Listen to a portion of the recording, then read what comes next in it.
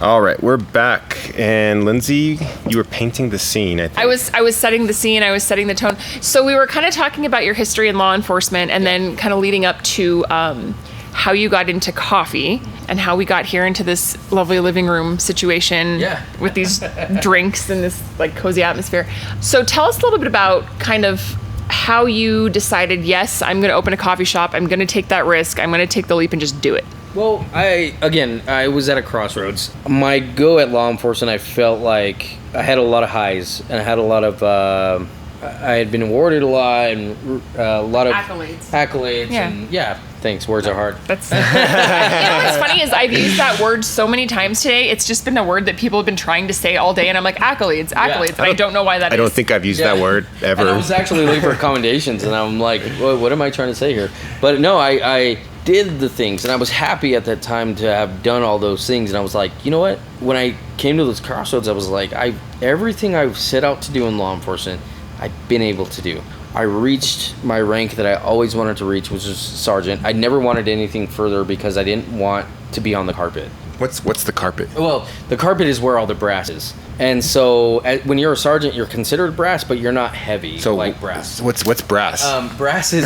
sorry. It's that police jargon, right? For us non-law enforcement people. So brass is anybody who's who holds any sort of rank. Okay, so you have like the maybe like medals or whatever.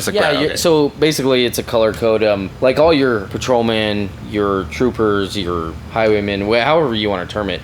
If you're on the street, you're wearing silver, and so you're still in the trenches. You're still doing the dog work, and you're doing all this stuff, and you're basically the guy out there making the brass look good. You're doing the drunken disorderlies and the traffic stops. Yeah, but then you get into the ranks of like some people have like senior officers, and they're still wearing silver.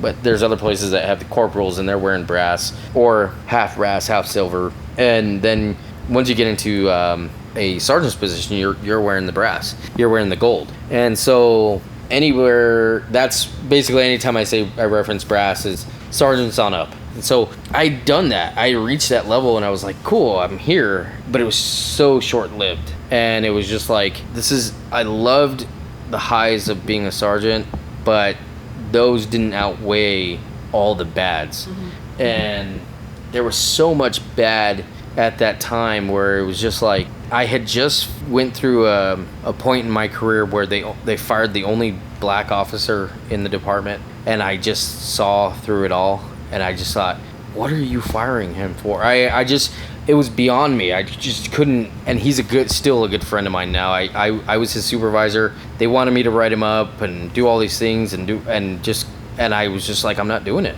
There's guys out here doing worse, and you're not writing them up. You're not firing them. There's no consequences for them. And I saw the connections between brass and those people. I had gone through that season of seeing this happen, and I couldn't stand for it. And I actually went out with him. When I say went out with him, at that time I was basically forced to resign because I wouldn't do those things that they were asking me to do. They end up firing him. He ends up suing, and I'm glad he did. We still talk to this day, and at that time I thought, this is not what I want to continue doing. And I knew my passion for coffee at that time was still alive in me, and I was still going to these little coffee shops that were popping up, and I was just thinking, like, how great is this place? How great, inviting, kind of like what we're sitting in now, and how awesome is this? Like, I remember I have my very, very top favorite coffee shops in this town. And that was actually going to be one of my next questions is, like, do you have a certain spot? Like, before you had your own spot, where do you go? Like, where do you hang your hat? You know what I mean? But I do have, like, a top few that are just, like, that really stand out to me, that are doing... Yeah, top two, my top two has to be Castle being first. I love Castle. Castle is doing amazing things. They're doing big things. And if you guys don't know the owner of Castle, who's Josh, he just a good person. Even his staff, like Matt, Ryan, Josh, I mean, all their baristas, I mean, anytime you go in there, consistency. And it's not, and I talk them up because every time I go in there, it was like how do you know my name? Yeah. I've met you one time. No, they're really good at that. I mean, because that's, and I just to shout them also, when we were doing the podcast before COVID and we didn't have a space to record, they lent us their literal space and they were like, no, just use it. And we were like, well, I mean. You interviewed them too, right? We interviewed them too on the podcast. Yeah, that's a couple seasons back if you want to listen. It's a good one. But it's great. They were so willing to just be like accommodating and community minded, which is huge. Yeah. And I totally get that. They're like the nicest people. Yeah. So we were actually, before we were starting our own, I would go in there and I was one of his day ones. I saw them pop up and I saw their story come up on Instagram, and I was fairly new to Instagram, I guess still. And I was just like, wow, what a cool looking space. And I was like, where is that? And they really brought like a crowd to this part of downtown that I was just like, I would have never even known this place was here. So it's funny that you mentioned that because when I was a case manager, well, I'm still a case manager, but when I was doing it earlier on, I used to work at Crossroads for Women, and they were right next door in that building. And we used Aren't they still? They moved. Oh, okay. They have a new facility now.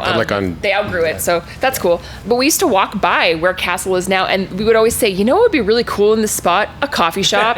And like literally every time we'd walk by, we'd be like, you know what? They just need a coffee shop here. And it's so funny because like literally every day we'd walk right by that spot and be like, this is what they need. But like even dimensionally, like it's perfect size, right? Like you look at it and you're going, exactly, like you walk by and you're like, God, a coffee shop would be great here. But I didn't even know that place existed until Castle brought that awareness or that community and brought that community alive there. I feel like they really like they ignited the neighborhood for sure. And so seeing that happen, it was just like walking in and going and seeing where it started and where it's at. It was just like, wow, this is incredible. Like whoever's doing this has actually dedicated a lot of time to not just this facility, but the craft of coffee. You could tell that there was more than it wasn't like somebody just went in there and said, hey, let's open a coffee shop. There was intent behind it. Yeah. Which brings me to my next place, because when that was opening, it really when Castle opened, it really sparked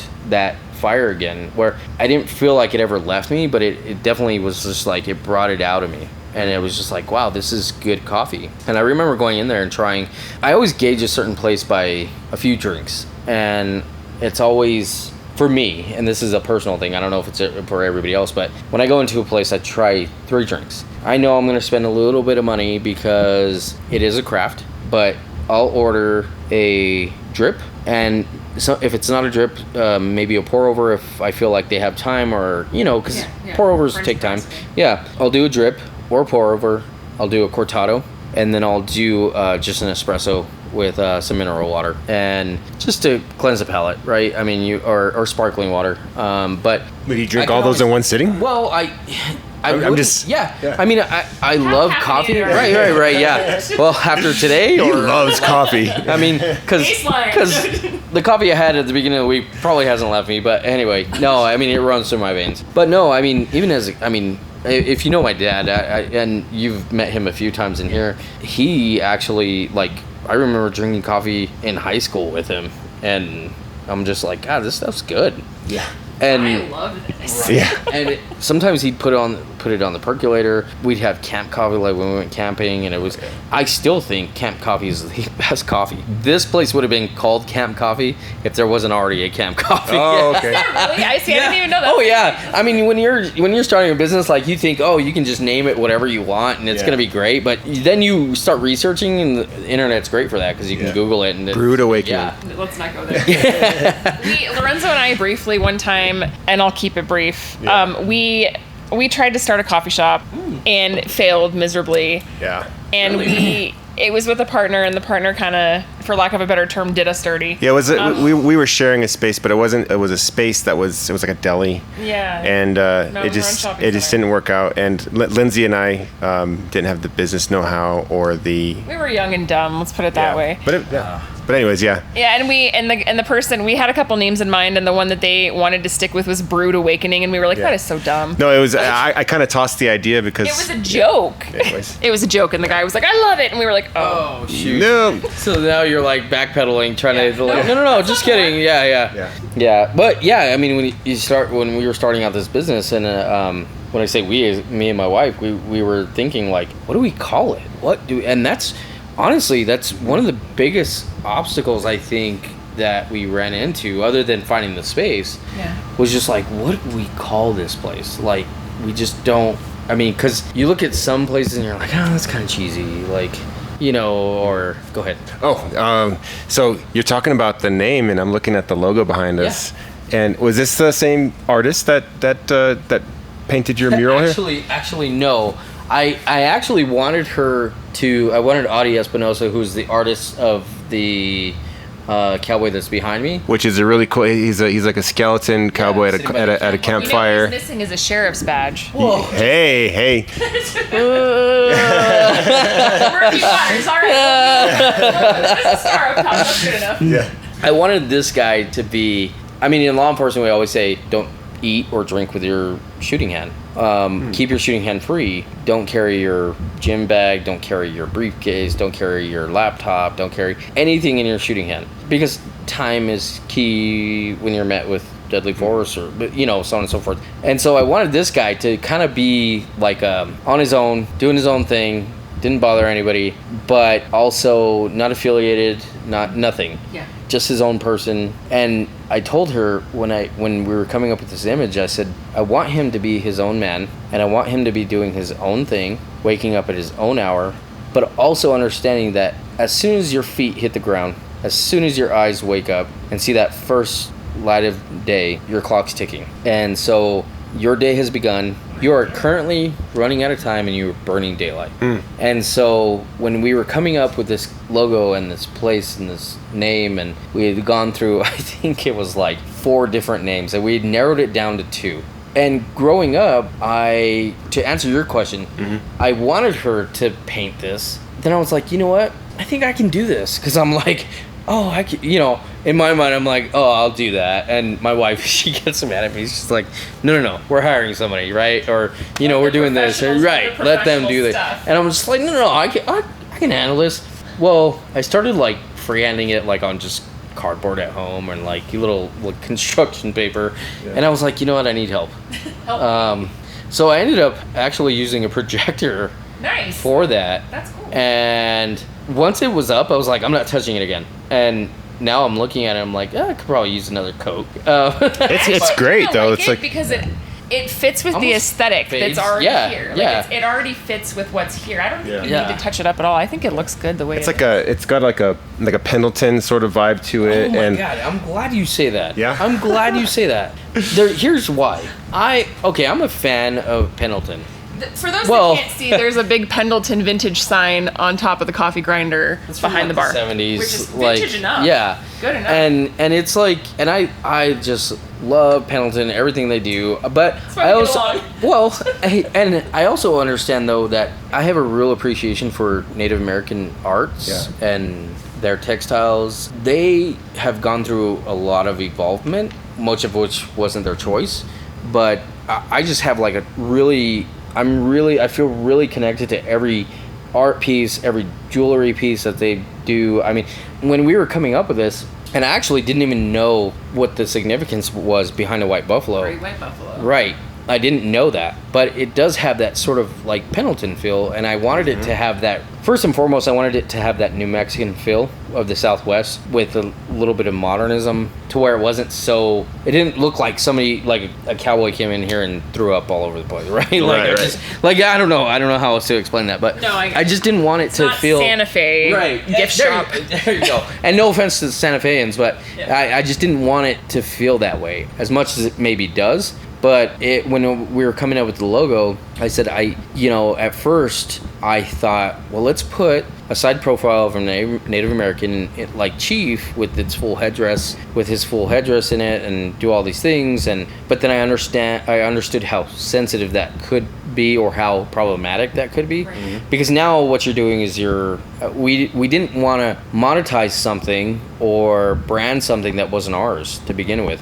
And so when we were coming up, I was like, you know what? I've always loved buffaloes. I think they're so majestic, and they're awesome. Like every time we drive into town, we pass this little reservation, and there's a white buffalo in their herd of buffalo there in the Pueblo.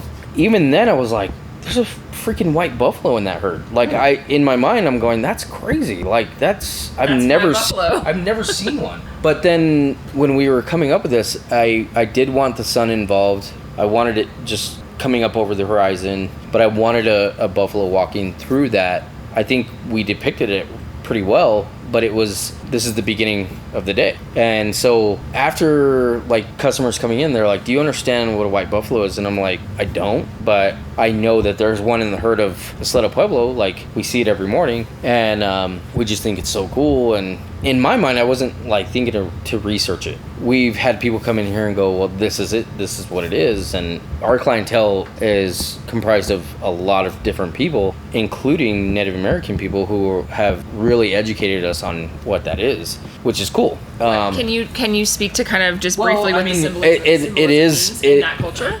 So from what I understand, and this is just what I'm being told, right. And then also doing some of my own little research of it, is that it's basically a new beginning, which also, or that's really perfect, actually. or a new person rising, or a new era, the dawning of a new era, or so on and so forth. But the statistics behind the white buffalo is, when I first read it, it was 1 in 5 million buffalo are born white buffalo. Now it's come to 1 in 10 million, and so it's just like, it's amazing, like that we have that gift here. Yeah.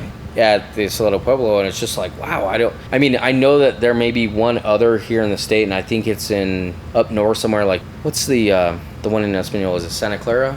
Like in between Espanola? Yes. Yeah. And like not Nambe. Yeah, in between Espanola and Nambe. There is a herd there, and I think there's a Owinge. There you go. Owinge, yeah. We didn't put that on our logo because for that reason. We made it that color for contrast. And then later learned that, hey, like, your buffalo's white. Like, what is that? Why do you have a white buffalo? And we're like, well, no, it's just for contrast. Like, basically, it was just so you could see what it was. Mm-hmm. Yeah. And we've never had anybody offended by it, including the Native American community. But it's awesome because they're more educational about it, which is awesome. Yeah. And they're coming in here and they're like, this is cool. Like, this is really cool. I think tying back to the beginning of the conversation, and we'll wrap here in a second, but I think it's really cool because, yes, this is about coffee. Yes, this is a business. But at the same time, there is a lot of New Mexican symbolism in here, and it runs really deep. And it has, like we talked about earlier, it has stories. There's pieces of all these different parts of New Mexico kind of entwined in this space. And at first glance, you're like, okay, yeah, it's a coffee shop. But once you get going and you start talking about the symbolism and what it actually means and having it all in one place, it's really cool.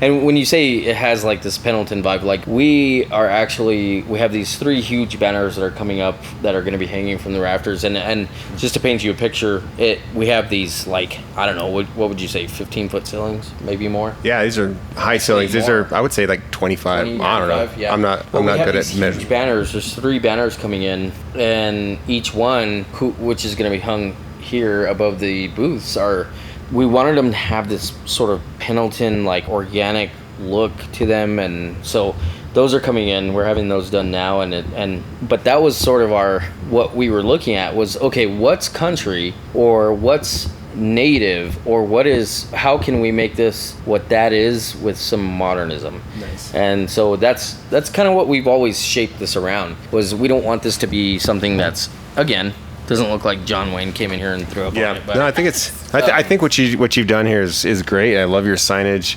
Do you plan on getting any road signage or anything to kind of bring the folks from Manal to come by? Yeah. So we thought we had sufficient amount of signage, and we were like, yeah, let's use what we have here.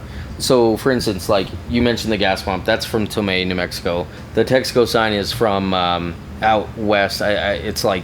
It was either Gallup or Grants that we got that out of. And it's so cool, by the way. Yeah, it came out of the original pole. We used the original pole for our signage outside. And it's called a banjo pole, but it's Route 66 for sure. Yeah.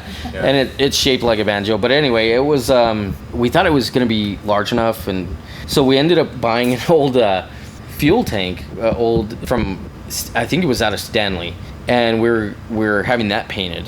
But we're learning that, signage is everything.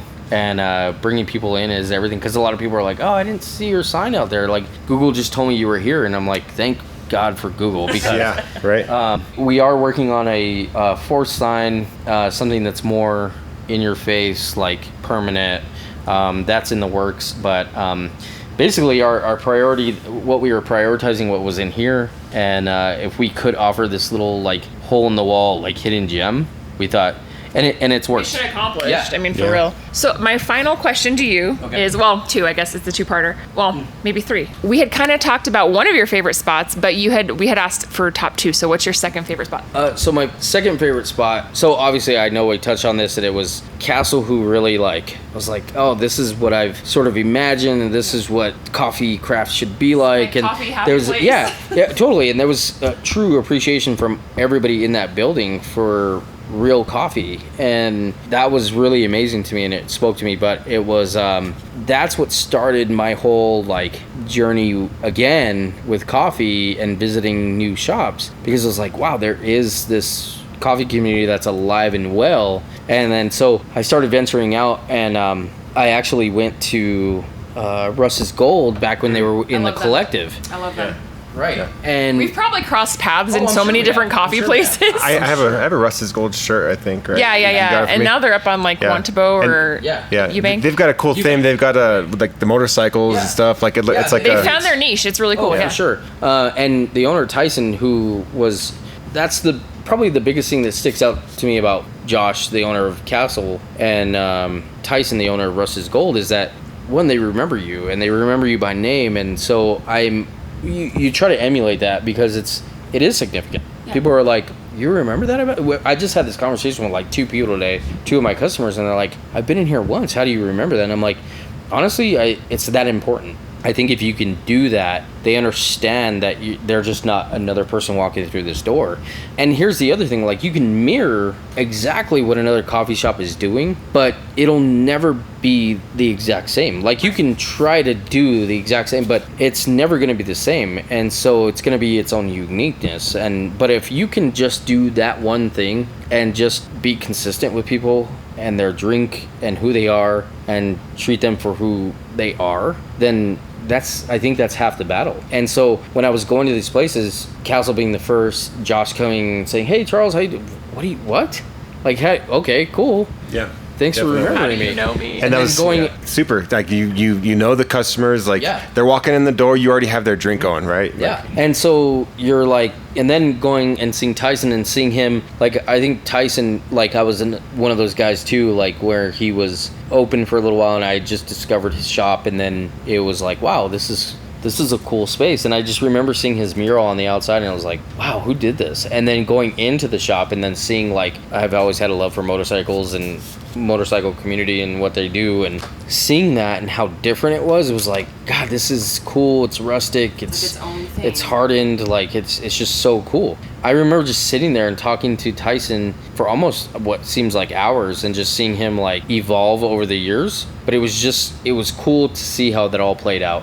And so when it came to coffee, I was like, there was a couple of things. Like Castle, I loved the coffee and I loved the environment and how well they were with people. When I walked into, I think what stood out to me for Russ's Gold was how different they were as opposed to other coffee shops. They're definitely in their own category, yeah. and it's a cool thing to see. And not only that, but how involved Tyson was with the community. Not that Castle wasn't, but it was just a different way of being It's a involved. different community Yeah. facet. And then seeing, like, knowing Tyson being an educator, a teacher, and seeing where he was able to sort of mix the two, be able to get donations for kids who were in need and do all these things. It was cool to see. But to answer your question, one being Castle, two being Russ's Gold. If I'm gonna go to a coffee shop outside of here, those are the places I go to. Some great spots for sure. Yeah. Yeah, no, I definitely agree with that analysis. I Yeah. analysis, but no, I think those are two And really solid I get on spots. this wild tangent, I know, but yeah. No, it's Very but that's good. the cool thing about Albuquerque. It's so easy to talk about really cool local spots, and there's no shortage. No. I mean, we could do a podcast on every single one of them, and it would be hours long, and it would be fine.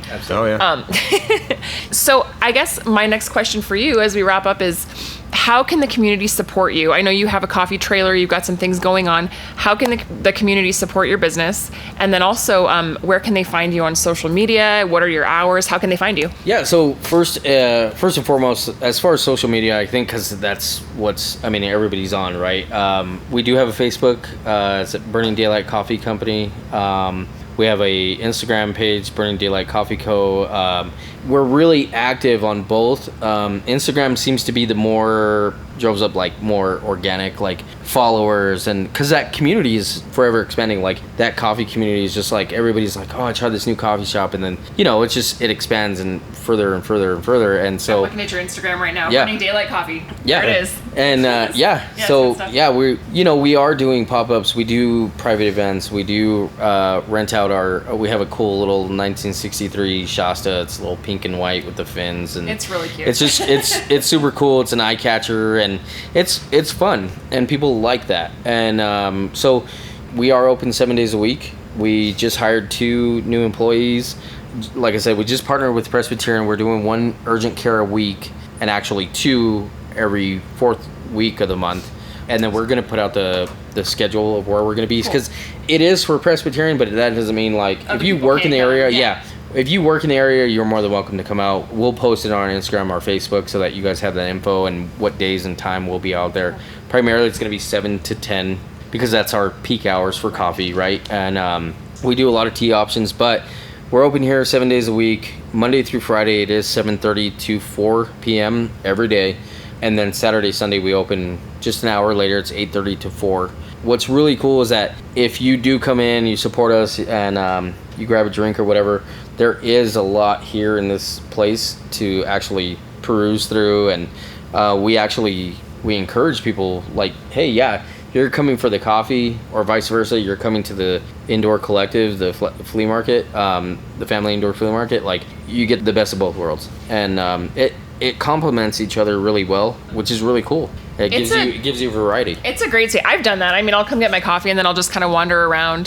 For those that don't know, it's on Menaul in Washington. Yeah. And so you'll see it. So it'll say Family Indoor Flea Market, but Burning Daylight is right inside. Yeah. So we're sandwiched right between Carlisle and Washington. Yeah. Nice. Yeah, so we're within that little corridor. And come sit on this beautiful leather couch and admire. Which you said was it ox leather? No, this is actually bison. Bison. Okay, that makes sense. That came out of. I don't know why I thought ox.